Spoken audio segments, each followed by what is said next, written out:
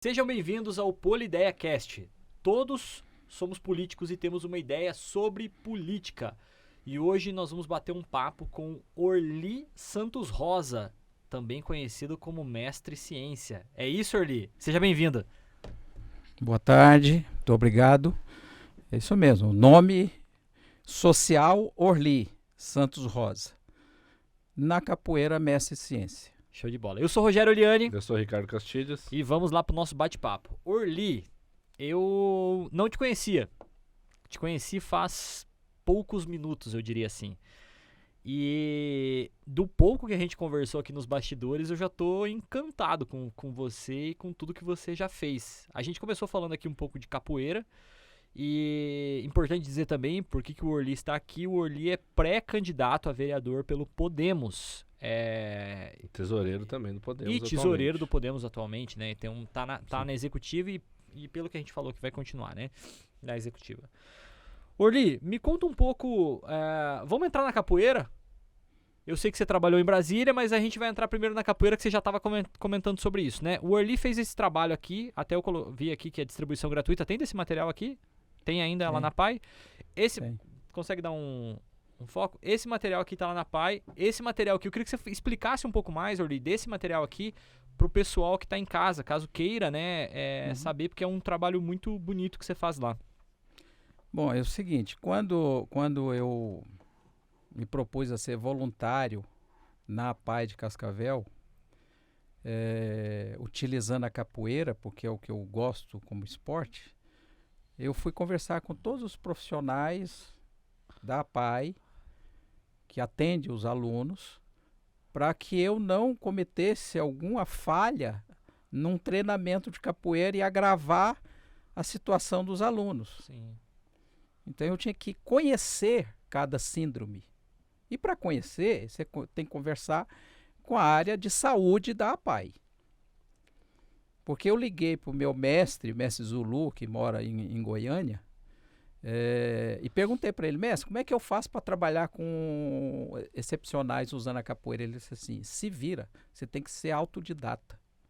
Bom, ser autodidata, como ele foi mestre autodidata, eu falei assim, é possível, basta você estudar, conversar muito, principalmente com os profissionais que atuam na APAI, que são excepcionais, muito competentes. E aí eu resolvi escrever sobre isso. E fiz o guia. Um guia que é distribuição gratuita, tem em PDF, quem quiser eu disponibilizo em PDF, para que ajude o capoeirista se quiser trabalhar com esse público. Orli, você consegue mandar o PDF depois para nós? E eu vou falar para quem quiser baixar o PDF, eu vou colocar um link no Drive, aí a gente deixa para quem quiser baixar automaticamente, que esse eu acho que é um material muito rico e muito interessante para poder colocar. Então vai estar no link da descrição do YouTube e aí depois a gente faz uma postagem e bota ali no nosso Instagram também. Sim. Ótimo. E parabéns pelo trabalho. Parabéns pelo obrigado, trabalho. Obrigado. Isso tem aberto porta, esse trabalho de capoeira inclusiva, que eu sou diretor de capoeira inclusiva da ICA, International Capoeira Association, que é um organismo internacional de organização da capoeira, e me convidaram para ser o diretor da capoeira inclusiva. Que legal, aí eu parabéns. viajo muito, da palestra. O ano passado fui na USP, da palestra na USP, né, a maior universidade da América Latina, né? No setor de educação física, para falar sobre esse trabalho da capoeira inclusiva com excepcionais. E a capoeira é um esporte, é uma luta? O que é capoeira? Ela é uma manifestação cultural de matriz africana em que envolve arte e luta. Luta porque os escravos tinham que se defender dos senhores de engenho. E é dança porque disfarça a luta numa dança. Então, quando chegava para aprender, eles estavam dançando. Entendi. Quando eles saíam, eles treinavam a luta. Então, é uma manifestação cultural. Eu gosto de tratar a capoeira como manifestação cultural. Eu não gosto de falar como ela é uma luta, uma dança, uma manifestação cultural, que envolve uma série de outras manifestações que faz parte da capoeira. Maculelê, puxada de rede, né? Então são manifestações culturais, né, que foram agregados à capoeira. Mas O que eu tenho conhecimento é que a capoeira, sempre a pessoa vai estar envolvida com outras coisas, ou de dança, mas de luta não, mas de dança, de alongamento, disso tudo. E aí eu sou do karatê, mestre em ciência, eu sou do karatê, eu fiz karatê muitos anos. E eu lembro que a gente falava quando tinha... Eu nunca participei, né? Mas quando tinha esses campeonatos, que hoje é muito famoso, mas quando eu fazia, quando eu era criança, tinha alguns, falava assim que o capoeirista, se for um bom capoeirista e você deixar ele gingar, você não consegue pegar ele. Rapaz, é Você só fez pegar capoeira? uma meia-lua de compasso ali e já era. Você fez capoeira? Fiz, cara. Então, o que Eu pagaria um bom dinheiro pra ver você Ô, fazendo. louco, cara. Então é interessante a capoeira, é isso aí. É que tem as competições, ultimamente está em moda o Volta ao Mundo Bambas, que é um campeonato mundial organizado pelo Brasil, que é um campeonato de capoeira. Então você quer lutar, você se inscreve para o campeonato. Agora, no dia a dia da capoeiragem, você vai o quê? Vadiar, você vai brincar, você vai ser malandro, mandingueiro, né? Mandinga, eu sou muito mandingueiro. Mandinga é feitiço, né? Eu enfeitiço o adversário, né? Entendi. Então eu levo ele para onde eu quiser, certo? Então eu não vejo necessidade de agredir, de bater, de machucar. Tem umas quedas, tem umas rasteiras, mas um amelô de compasso, você não precisa acertar, né? Você precisa mostrar que é possível. Sim, é um golpe muito rápido. É muito rápido. É muito rápido. Então, assim, tem luta? Tem. Mas eu acho muito mais bonito a vadiagem. Claro. Né? Porque se você machuca um colega seu de treino, você fica sem colega de treino, você vai treinar sozinho. Tá? Então, você tem que... eu gostei quando tu falou aí que envolve várias coisas. Envolve o artesanato. Né? O capoeirista tem que saber confeccionar o atabaque, o pandeiro, o birimbau. Ele é um artesão. E ele é um músico né? também. Ele é músico, ele faz composições, ele canta.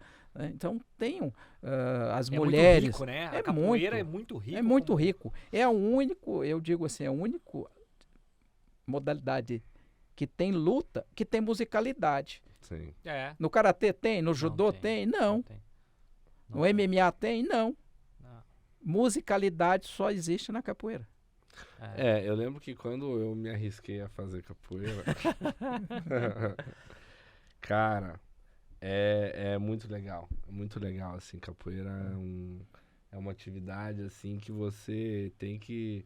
Ela é muito acrobática, né? Então sim. você, assim, vou fazer capoeira. Cara, tem que fazer um alongamento bem caprichado, senão dá pra dar algum problema. Assim, na época eu parei de fazer capoeira, fiz assim, nossa, foi muito rápido, mas eu parei por causa do joelho. Tinha muitos exercícios que você tinha que se agachar pra fazer uma esquiva, pra fazer alguma coisa, e meu joelho ele dava uns creques, assim, eu falei, bom, ou eu perco o joelho na capoeira. A gente chamava isso no CrossFit de crocância. Crocância. Mas eu não tô na capoeira porque eu escolhi a capoeira. Ela que me escolheu.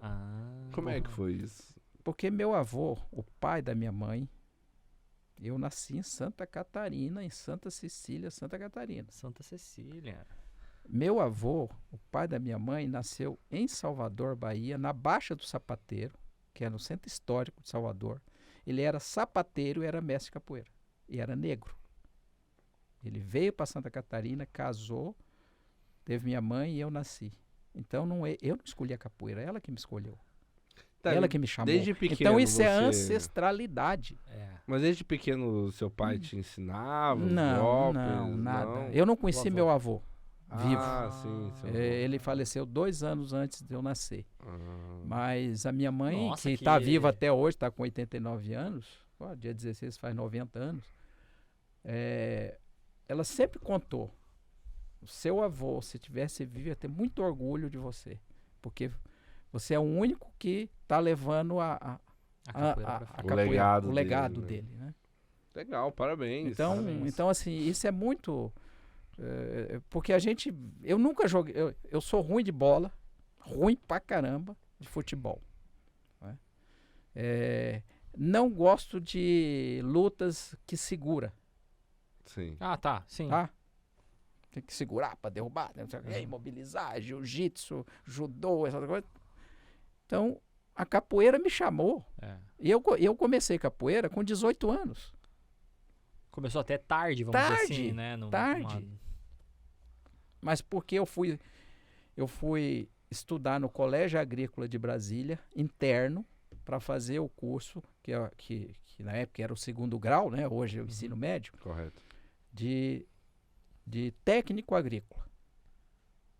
Porque meu pai queria um filho ligado ao agronegócio. E eu fui para essa escola, interno. Eu ia ficar 3 anos interno. E o mestre de capoeira lá da escola, ele era professor nosso de química. Caramba! Professor de química. E era mestre de capoeira. Então a gente tinha capoeira todo dia. Todos os dias. Durante 3 anos. Então, não foi eu que... E aí depois você foi descobrir ou você já sabia que seu avô era mestre de capoeira? Já sabia? Já sabia. Mas eu nunca procurei algum lugar para treinar capoeira. Eu fui... Até porque acho que Santa Catarina deve ser meio difícil de ter muito alguma difícil coisa, de ter. né? Agora que tá, né? Mais recente. Mas quando hoje nós fomos embora para Brasília, aí lá eu descobri a capoeira. Em Brasília. Até porque aqui na região sul é bem difícil de ter... Hoje tá... Aqui em Cascavel é bem difundido, até porque acho que tem. tiveram algumas pessoas que trabalharam muito com isso aí, né? Isso. Em Cascavel. Só que eu sempre falo assim, eu não sou, nunca fui, não serei preconceituoso. Só que eu acho o seguinte, viver da capoeira hoje é passar necessidade. Uhum. Infelizmente, né? Tá? Então, como eu nunca vivi da capoeira, a capoeira sempre foi hobby, tanto é que eu nunca ganhei 1 centavo com a capoeira, nada. Se falasse, se alguém me convida para ir lá para os Estados Unidos jogar capoeira, eu vou por minha conta. Eu não peço para ninguém pagar minha passagem, hotel, hospedagem, nada. Eu vou por conta própria. Porque a capoeira já ganha tão pouco, aí você vai tirar mais um pouco. Então, quem vive da capoeira é uma opção. Respeito a opção. Só que a grande maioria passa necessidade. Eu acho assim que uma das coisas mais bonitas da capoeira é que me parece uma coisa bem intrinsecamente ligada à cultura brasileira, né?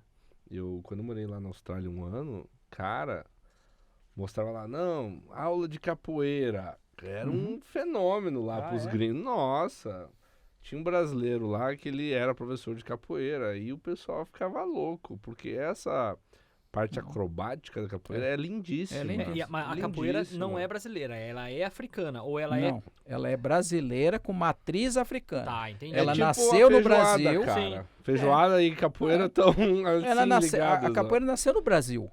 Só que tem matriz africana. O que é a matriz africana? Algum movimento cultural da África que parece com a capoeira. Então a gente sempre fala, capoeira é brasileira com matriz africana. Tá? Então tem, por exemplo, o Nigolo. O Nigolo é a dança da zebra. Tá? E na capoeira você tem a dança também de enganação do adversário, ou de você, a dança da zebra para acasalamento. Né? Então você chama a pessoa para enfeitiçar e derrubar. Né? Então é uma dança. Então são manifestações da África que veio para o Brasil, porque os escravos vieram da África. Sim. Os escravizados, né? Não é escravo, é escravizado. E aqui foi desenvolvida a capoeira como uma luta de resistência à escravatura. Mas não era vindo da África, foi criado aqui. A matriz é africana, mas ela é genuinamente a única manifestação genuinamente brasileira é a capoeira. Qualquer outra modalidade de luta é de fora. É de fora. Na verdade ali você tem no Brasil tanto a capoeira quanto o jiu-jitsu. O jiu-jitsu, ele é trazido de fora, mas o jiu-jitsu, eles até chamam o jiu-jitsu... Brasília é um jiu-jitsu. Não, é do cara que... O Gracie, família Gracie, a família Gracie. Gracie. Eles modificaram, adaptaram, fizeram, mas o jiu-jitsu era uma luta... Oriental. É uma luta... Oriental. eu não lembro de onde que é, Coreia, eu não lembro de onde que é. Mas eles adaptaram e é conhecido Sim, mundialmente o Gracie, Família Gracie. a família Gracie e o Brazilian Jiu-Jitsu. Então, você veja que a capoeira começou lá comigo, no colégio agrícola. Aí eu passo no concurso para a Câmara dos Deputados e começo uma atuação política. E aí eu quero Como? te fazer uma pergunta. Tem que ter gingado para trabalhar em Brasília? Muito gingado e muita malandragem. Malandragem no bom ou no mau sentido? Malandragem no bom sentido para você não ser engolido pelo sistema. Entendi. Tá? Pelo sistema. Pelo status quo da situação. Mas, senhor, você conheceu grandes nomes aí da política brasileira, né? Você acompanhou de perto a Constituinte de 88. Conta um pouquinho pra gente como é que foi a experiência de... Pois é, assim, antes de começar essa parte do processo constituinte, eu entrei na Câmara e comecei a trabalhar a regulamentação da profissão de técnico agrícola, que até então não era regulamentado. Ela tinha uma lei, mas precisava de um decreto regulamentador. Estamos falando isso em 1985. Caramba. Tá? Daí eu comecei a trabalhar dentro da Câmara e o Senado, deputados e senadores, pegando apoio para regulamentar a produção de técnico agrícola. E conseguimos regulamentar. Com a regulamentação, tinha que ter uma logomarca o técnico agrícola. Como é que você conhece um engenheiro? Ele tem lá uma logomarca. Como é que você conhece o advogado? Ele tem uma logomarca. O técnico não tinha. Aí foi feito um concurso nacional e eu ganhei o concurso. Hoje, A marca que é a utilizada. marca que é utilizada pelos técnicos agrícolas Caramba. no Brasil inteiro é criação minha. Que legal, Arlen. Tá? Técnico agrícola é um T e um A, é uma folhinha de uma árvore estilizada, um T e um A, técnico agrícola. Pode ir na qualquer colégio agrícola. Se o você vai editor ver. achar aí, pode colocar na tela, Pode faz favor. colocar, pode colocar. FENATA, FENATA, Federação Nacional do Técnico Agrícola, vai estar lá, símbolo. Quem criou o símbolo? Orly Santos Rosa. Que Tá? legal. Então, isso já começa a atuação política na Sim. Câmara, regulamentando a profissão que eu me formei no 2º grau. Você trabalhou 35 anos, passou no concurso, e para qual concurso que você passou? Eu passei para técnico legislativo. Técnico legislativo. Técnico legislativo. Existe esse cargo ainda hoje? Existe, né? Existe. ainda hoje. Está em extinção porque vai aposentando e eles não abrem mais. Não abre Você mais. cuidava dessa parte de elaboração da legislação? Não, às vezes sim. Quando era assim, quando eu assessorei uns 3 deputados. A maior parte do tempo dos 35 anos eu trabalhei na área administrativa. Eu trabalhei em vários setores da Câmara como interventor. Tem problema no setor de saúde, manda o Orly para lá que ele conserta. Tem problema no setor de requisitado, manda ele para lá que ele conserta. Então era um interventor nomeado pelo diretor-geral da Câmara. Aonde setor da Câmara que eu passasse, eu resolvia. Caramba. Tá? Acabou criando muitas inimizades lá? Bastante. É? Bastante. Eu tenho uma pós-graduação que trata de ergonomia, e aí o público, quando você fala ergonomia, a pessoa né, a maioria não sabe, né? Ergonomia, esse sofá que está sentado, essa mesa aqui, ergonomicamente ela foi projetada para o seu biotipo, meu biotipo, para o seu biotipo, Rodrigo? Não. Não. Porque as indústrias não estão preocupadas com a ergonomia, eles estão preocupados com a venda. Ou com a estética do móvel para poder vender mais. Então, eu consegui, com esse curso de pós-graduação em desenvolvimento gerencial pela Universidade de Brasília, fiz a minha tese, tratando de ergonomia dentro da Câmara dos Deputados. Eu consegui mudar todo o mobiliário da Câmara. Ergonomia Caramba. é um negócio muito importante. Muito importante. Muito importante. Porque eu trabalhava no departamento médico da Câmara, como interventor, e toda segunda-feira tinha bastante funcionário de licença médica. Muito por causa da LER? Lesão por LER força e repetitiva. DORT. LER e DORT. Lesão por esforço repetitivo e DORT. É distúrbios osteomusculares relacionados ao trabalho. DORT. LER e DORT. Distúrbio Por isso que o muscular meu relacionado ao teclado no trabalho. meu computador lá, ele é assim, ó. Aham. Não é assim igual o Isso, seu lá, exatamente. Ele é assim. Aí, ó, Isso. a marca O lá, ó. meu...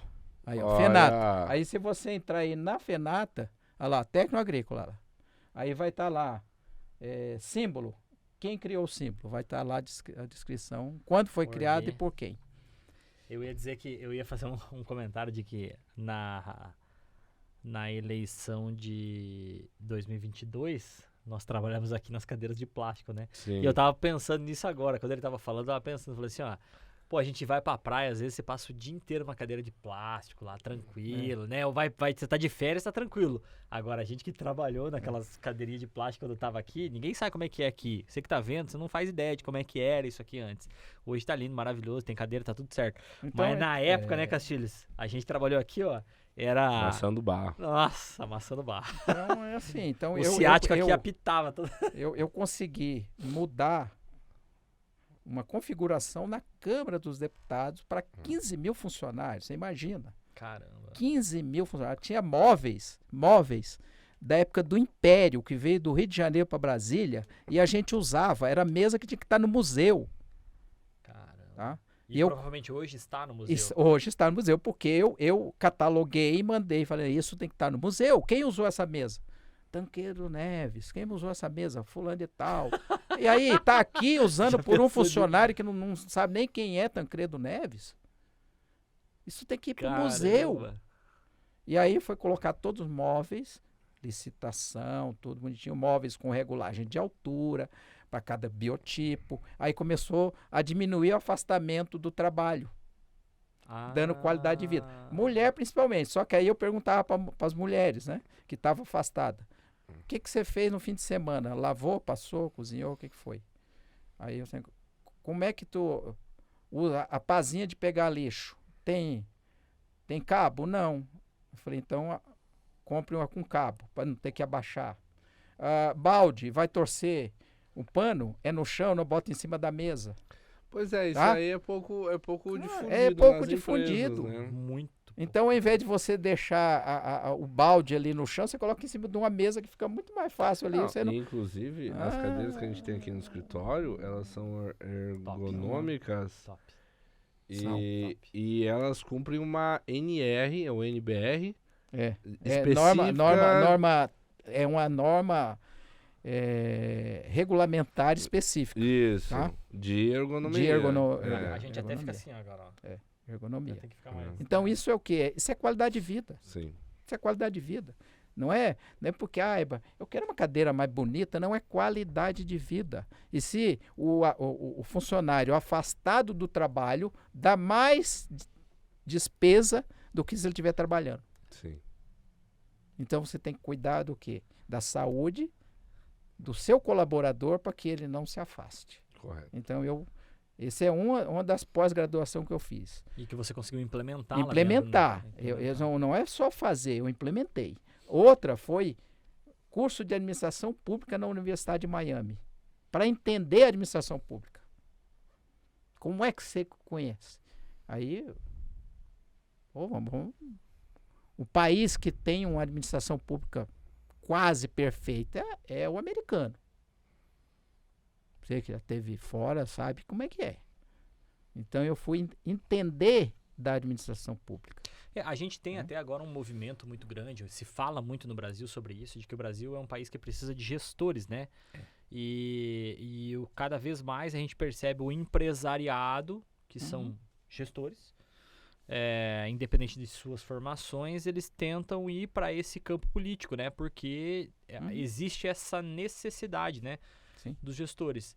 E a gente falava aqui um pouco antes de começar o episódio, que você falou que, cara, o mínimo que precisaria ter uma pessoa ter uma faculdade para ter o conhecimento, para ir atrás, porque você começou falando sobre conhecimento e eu tava aqui pensando, falando, a primeira questão com relação ao conhecimento é a pessoa querer ter o conhecimento.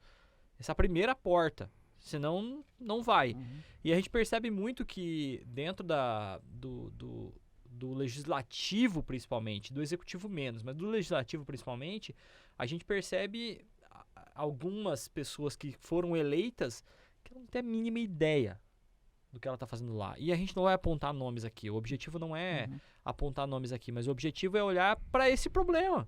É um problema. A pessoa às vezes não sabe como funciona um debate, como funciona aquilo que a gente estudou na JCI, normas parlamentares. A pessoa não sabe como é que funciona. E aí chega lá e fala, não, eu quero... E aí não tem nem ideia. Até tem um caso super famoso enfim, nem vou mencionar esse caso, porque vai dar discussão, vai dar margem para discussão. Mas assim, a gente percebe que, sabe, que falta do legislador falar assim, não, beleza, agora eu passei, eu preciso estudar, eu preciso estar lá na gestão pública, então eu preciso estudar sobre isso, né?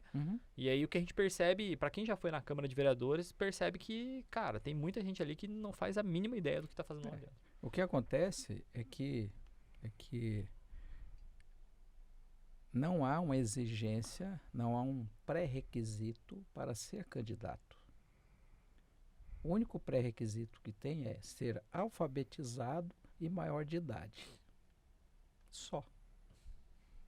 Mais nada. É porque ele representa uma voz do povo, né? Sim, Castilho? mas aí é claro.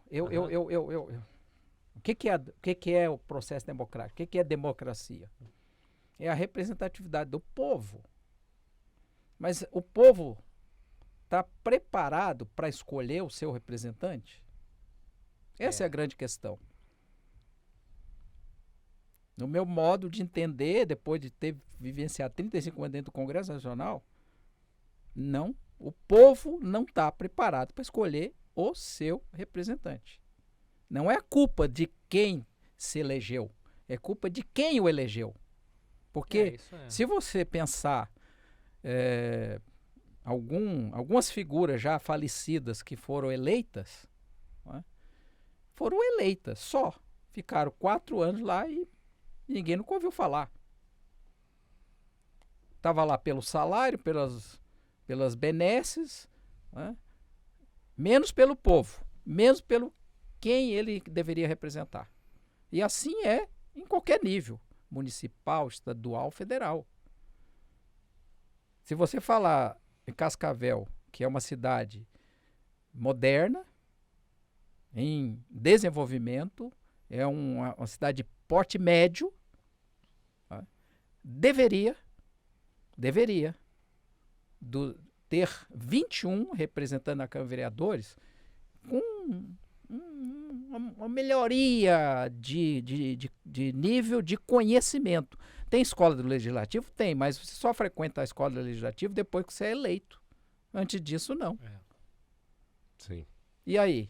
A própria escola poderia, né? Então, eu lembro que para quem é pré-candidato, né? Eu sou da época que tinha a educação moral e cívica. Então, a primeira coisa que você aprendia lá era o hino nacional. Quais são as armas da República. Hoje, você só escuta o hino nacional quando é jogo de futebol, né? Ou alguma escola ainda, né? Mas assim, a obrigatoriedade de antes de entrar para a sala de aula tinha que cantar o hino nacional e hastear a bandeira. Hoje eu não sei se alguma ainda faz. Algumas escolas fazem. Mas é muito raro, né?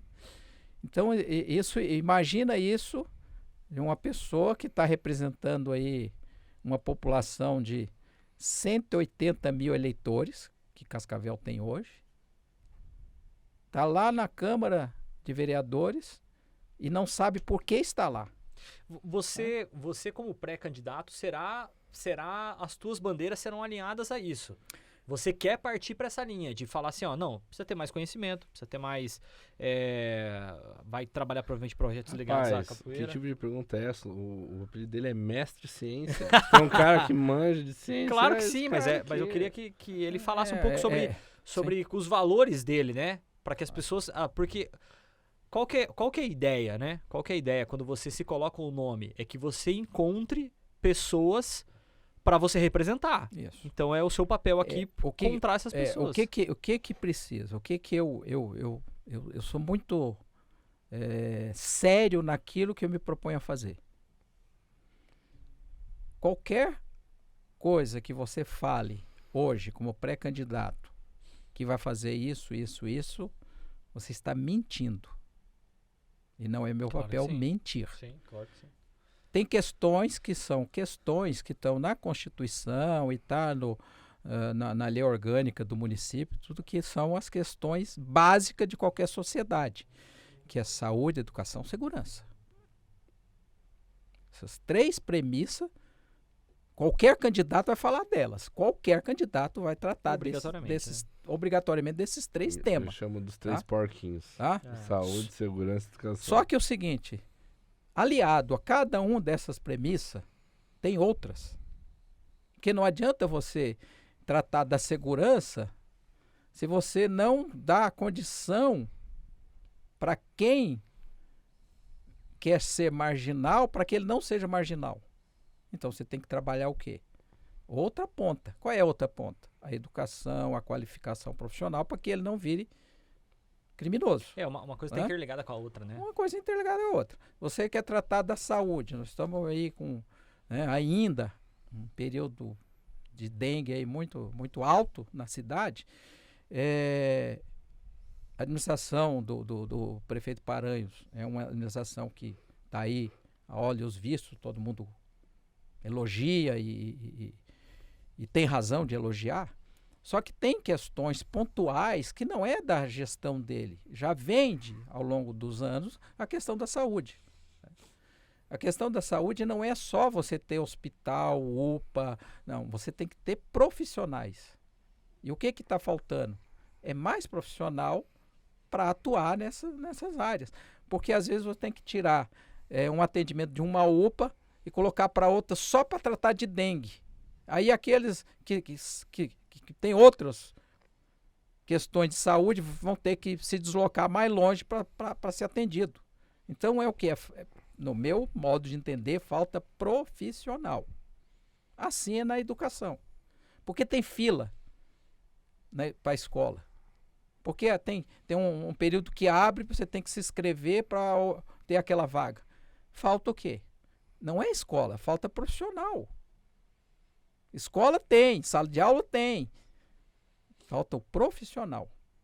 Aí, cada vez a gente tem novos entrantes também, né? Quantas pessoas nascem em Cascavel, quantas pessoas estão vindo para Cascavel, aí o quadro continua o mesmo. O né? mesmo. E você vindo como pré-candidato a vereador, tem alguma bandeira que você tem um carinho maior?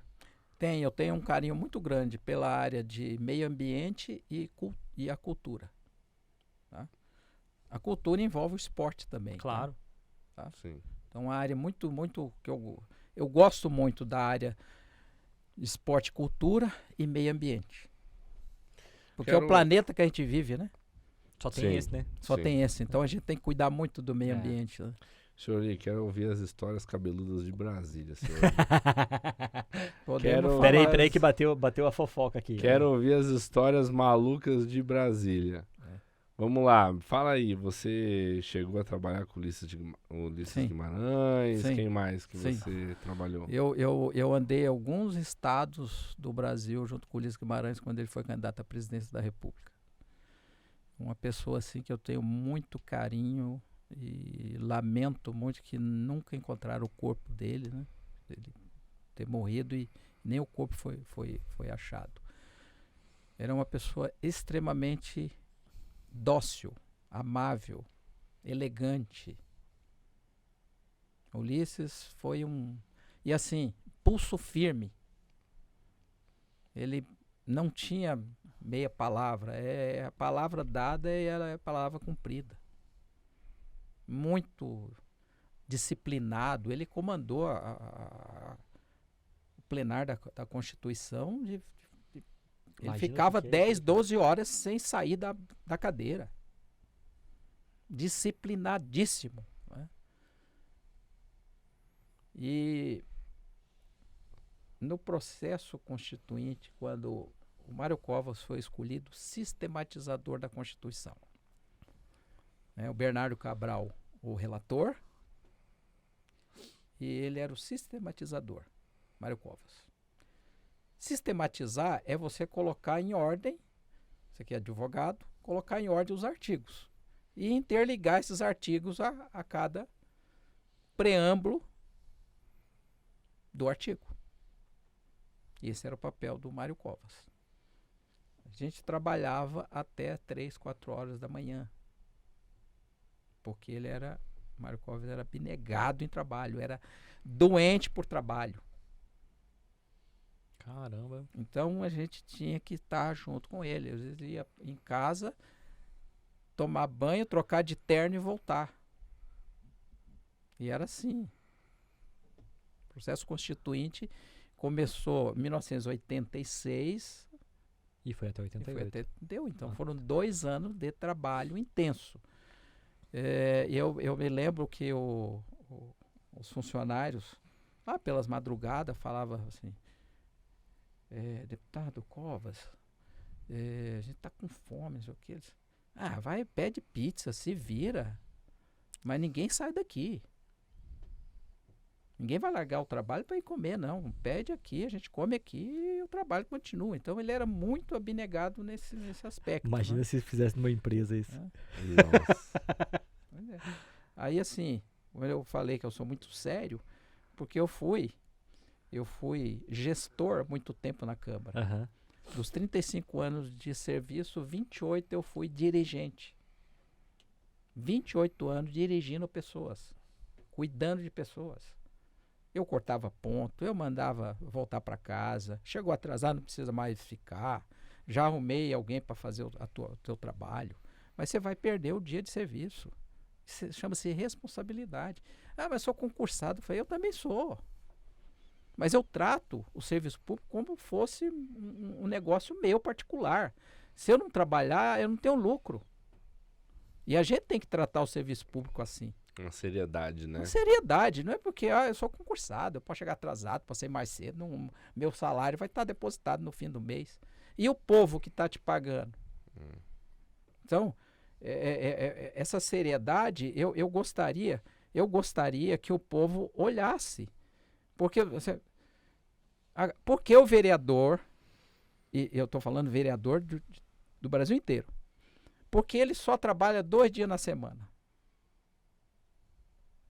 Cri, cri, cri, cri. E por que ele não registra a frequência dele na digital como os funcionários da Câmara fazem? Ou até por ponto remoto. Ponto remoto, mas tem que estar registrado. Mas eu tenho que ir na base, tenho que visitar meus eleitores. Gente, a cidade não é tão grande que você não possa fazer isso no sábado, no Porque ele é um domingo. servidor, ele é um, não sabe? deixa É um de ser servidor. né? Ele é servidor do povo. É, isso aí. E é Então, importante até para ele, né? Porque aí sabe? depois você percebe que aqueles que mais estão envolvidos ali no trabalho são aqueles que se reelegem mais fácil, né? É até bom pro vereador, né? Para que ele tenha esse controle, essa responsabilidade para ele, né? Porque eu acho assim, você tem compromisso, tem uma reunião, tem tudo bem, mas você foi lá primeiro, registrou sua frequência e foi para a rua trabalhar. Final da tarde, volta lá, registra que esteve de volta lá. Sim. Isso custa alguma coisa? Não. Isso dá mais um caráter de seriedade ao mandato que foi otorgado pelo povo. Eu vou mais longe do Transparência, que isso. Eu vou mais longe do que isso. Hoje existem aplicativos e todo vereador aí, ele deve ter um smartphone, tá? Sim. Ele consegue registrar aonde ele está. Aonde ele está. E aí, que você pega um aplicativo desse e registra onde ele está, vai ficar muito mais fácil para ele comprovar aquilo que ele fez. Eu Claro. estava no bairro tal, eu estava em ação lá, eu estava tal coisa. Claro. Até para os assessores mesmo. Porque tem que prestar conta para a população. Isso, ele Sim. pega pela localização do telefone, Tem que prestar né? conta. Sim. Porque o povo vota, mas ele não vai lá na Câmara de Vereadores. Tem que haver uma política de transparência, né? É do transparência, mandatário. eu acho que a gente tem que acabar. Algumas pessoas falam assim, mas sempre foi assim. Sempre foi assim porque ninguém Mas as nunca coisas evoluem, né? evolui. Se você está num... Hoje você tem inteligência artificial. Quanto é que você ia pensar que ia ter inteligência artificial? É a parte que eu Uma menos gosto. evolução. É a parte que eu sempre falo assim, mas sempre foi assim. Sempre funcionou assim. Não, mas não, Não, significa que vai não, funcionar não, daqui pra frente. não. Nós temos Não. que mudar, entendeu? Eu- É a evolução. Eu não gosto dessa questão assim de não vai mexer, que vai piorar. Não sei o que. Não, tem que mexer para ver se muda. A- Porque enquanto tiver do jeito que está cômodo. E essa comodidade faz bem para quem? Mas, senhor Lee, cuidado pra não implodir a cama. Não, ó. é lógico, calma. Tudo é. O Ulisses Guimarães falava desse jeito. Tudo tem que ser conversado. Se for conversado, a gente vai se entender. Goela abaixo, não. Você leva muito desses ensinamentos, né? Muito, do Ulisses. Muito. Tancredo Neves, eu coordenei a campanha dele. Como é que foi? Cara, coordenei na área de ciência e tecnologia. Então eu tinha que montar o plano de governo. Uhum. E aí, Tancredo foi o primeiro a propor a criação do Ministério de Ciência e Tecnologia. E aí, o comitê de campanha era na Fundação Getúlio Vargas, lá em Brasília. E eu fui convidado por ele, porque eu trabalhava numa comissão técnica, e ele era membro da comissão, e via meu trabalho e me convidou para ser um dos coordenadores nessa área de ciência e tecnologia. Cara, era uma pessoa assim que... Eu me lembro do Aécio Neves, o neto dele, ainda adolescente, né? E sempre grudado ali com o avô. E aí o Tancredo falava assim para o Aécio: presta atenção no Orly, presta atenção no Orly. Ele está sempre certo, ele está sempre fazendo as coisas corretas. Tancredo morre. Quando? Janeiro de 80 e... Não, 21 de abril? 21... Não sei. Agora 21 de abril? vou me comprometer. Dia de Tiradentes? Coincidência ou não? Tiradentes Mineiro. Inconfidência Mineira, 21 de abril. Coincidência ou não? Não. Foi feito para ele ser declarado morto 21 de abril. Ele morreu antes. Caramba. Mas aí embalsamaram, deixaram ele lá e depois fizeram uma foto, ele já embalsamado, sentadinho, 2 médicos um do lado segurando ele assim, com um roupão. No dia 21, acaba de falecer Tancredo Neves. Coincidir Olha com só, hein? essas histórias que o povo não sabe. Outra coisa que está nos livros de história, mas não é verdade. Collor não teve impeachment. Ele renunciou antes do impeachment. Isso, só quem sabe quem estava lá.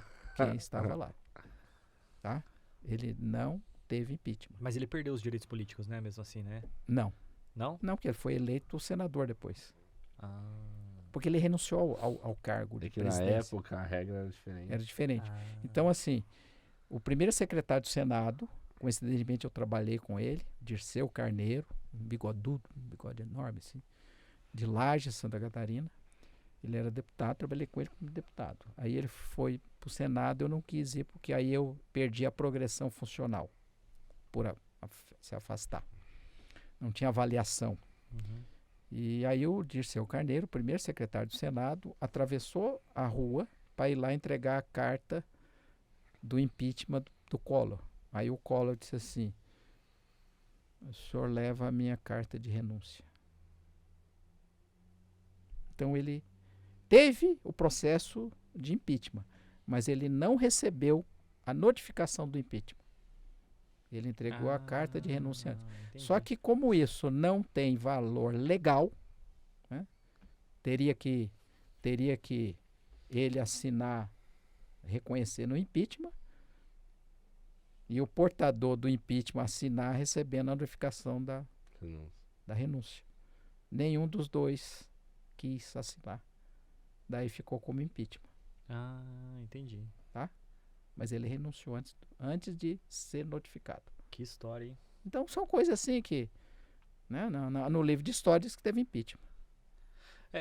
Pra gente ir pra parte final já, Orly, eu queria te fazer uma pergunta. O Castilhos perguntou isso. E o que o Orly traz pro cidadão cascavelense e potencialmente o eleitor do Orly? Bom, o que eu trago? Experiência política de 35 anos na Câmara dos Deputados em Brasília.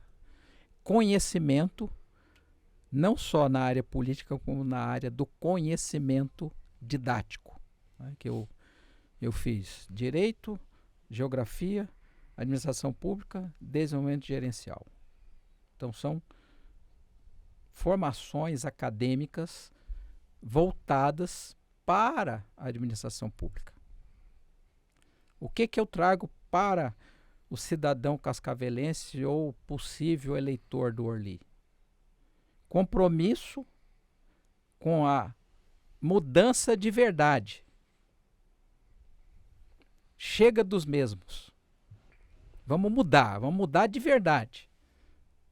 E eu garanto que, se eu for eleito, eu vou ficar só 4 anos no mandato. Não quero mais. Mas o povo vai sentir saudade. Mas você Vai já sentir saudade. participou de alguma outra eleição? Não, eu fui candidato a deputado constituinte em 1986.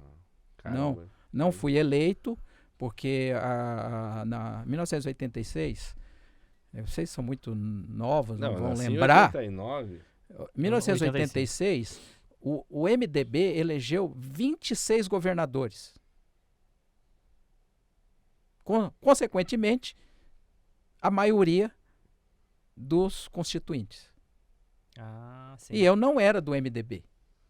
Então, Ah, não tinha como eu ser eleito. Tá? Porque se eu tivesse no MDB, eu estava eleito. sim. E a escolha pelo Podemos, tem alguma A escolha do particularidade? Podemos foi assim, são as coincidências da vida, né? Que a gente não escolhe, ela aparece. O Wilson Basso, que é o presidente do Podemos, executivo de Cascavel, Uhum. primeiro suplente do senador Flávio Arnes, foi presidente da APAI durante 2 mandatos. E quando eu entrei na APAI para ser voluntário, ele era o presidente. E aí ficamos muito amigos, ele sempre me apoiou no meu trabalho de capoeira lá na Sim. APAI e tal. E aí ele sai da presidência, eu continuo voluntário. Daí ele me convida para me filiar ao Podemos.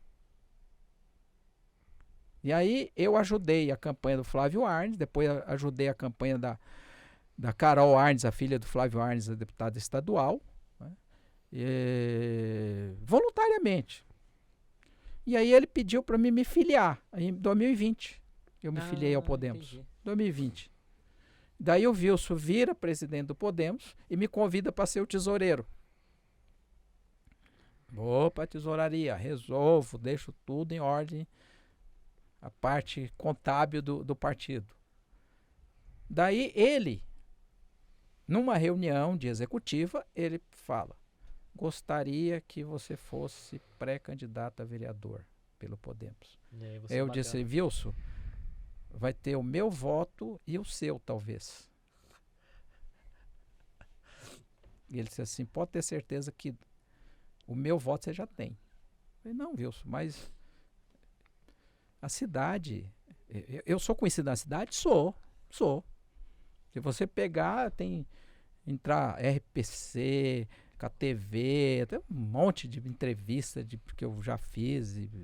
Então, eu tenho e conheço a cidade toda. Tá? Toda. Porque se você pegar Brasília, que tem 3,5 milhões de habitantes, para Cascavel, que tem 340 mil, é 10%. Sim. Então, você imagina, se eu conheço Brasília toda, Cascavel é fácil para conhecer. Conheço e conheço a realidade, né? A realidade. Isso que a questão é a realidade. Então, eu me considero um cidadão cascavelense com potencial de melhorar a cidade, não no aspecto de uma cidade estruturada, porque estruturalmente ela já está bem avançada, estruturalmente. A gente tem que ver as questões profundas, que é a questão mais social, de emprego, de qualificação, de educação, de saúde, mas no local que realmente precisa. Onde é que precisa? Em qualquer cidade. É mais para o bairro, é mais para o interior, não é o centro da cidade. Sim. Então você tem que conhecer as duas realidades, porque eu não falei para vocês, eu nasci numa família humilde, debaixo de uma ponte em Santa Catarina, Santa Cecília, de parteira, mudei para Brasília, morar em favela, passei fome,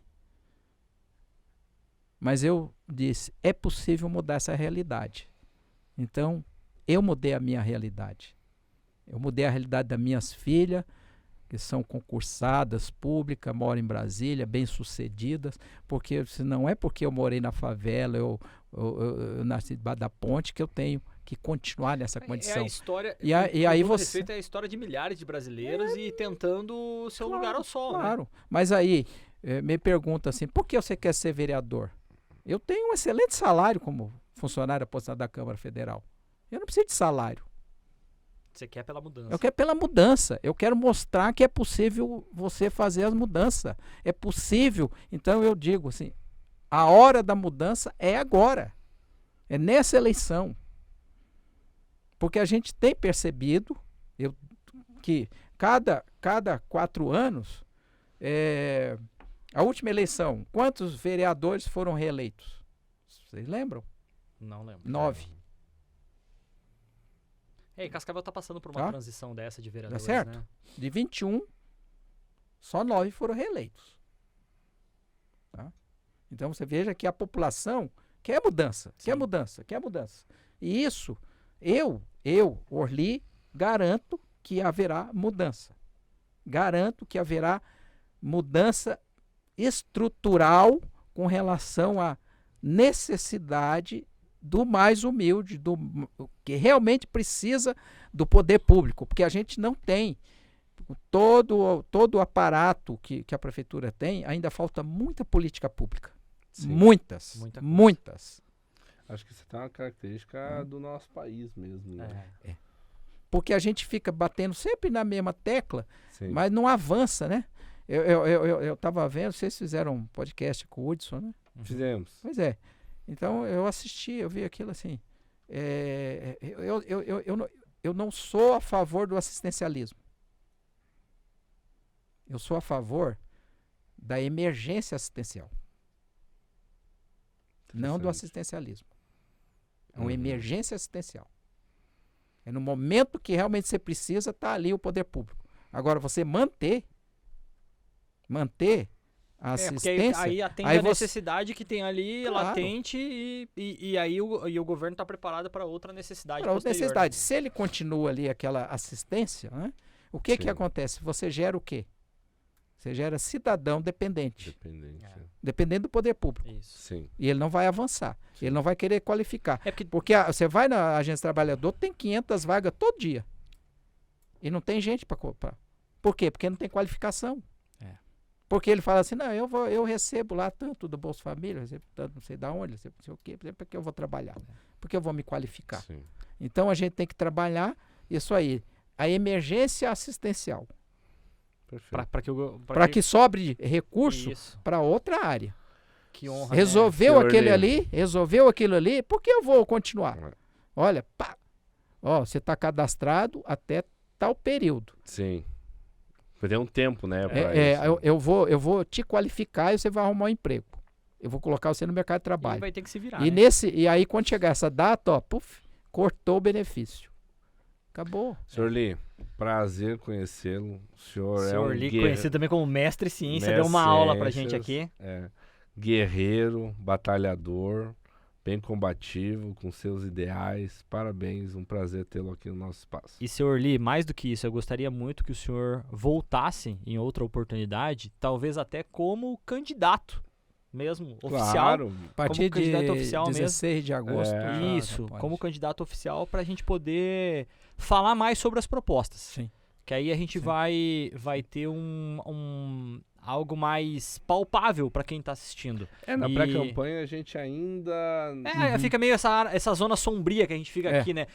Pra você que tá assistindo e não faz ideia, às vezes a gente toma muito cuidado porque existe uma legislação brasileira que a gente precisa respeitar para falar no período de pré-campanha. Uhum.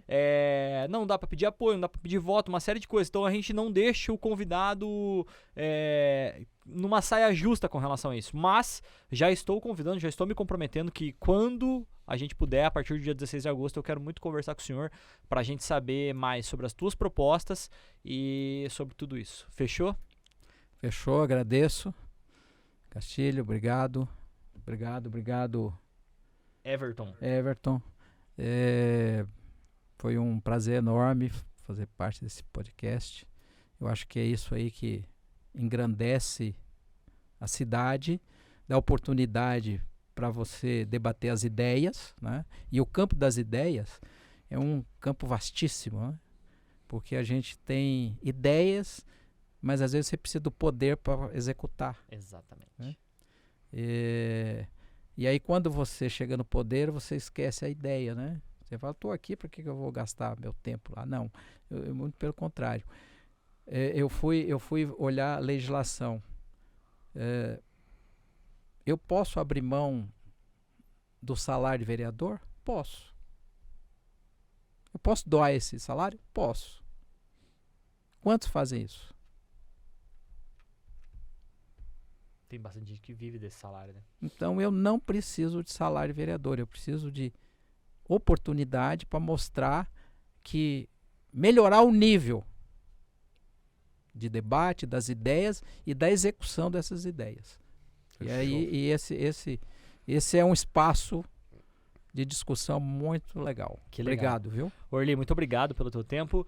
Todos temos uma ideia sobre política e eu quero saber qual é a sua. Vem participar com a gente.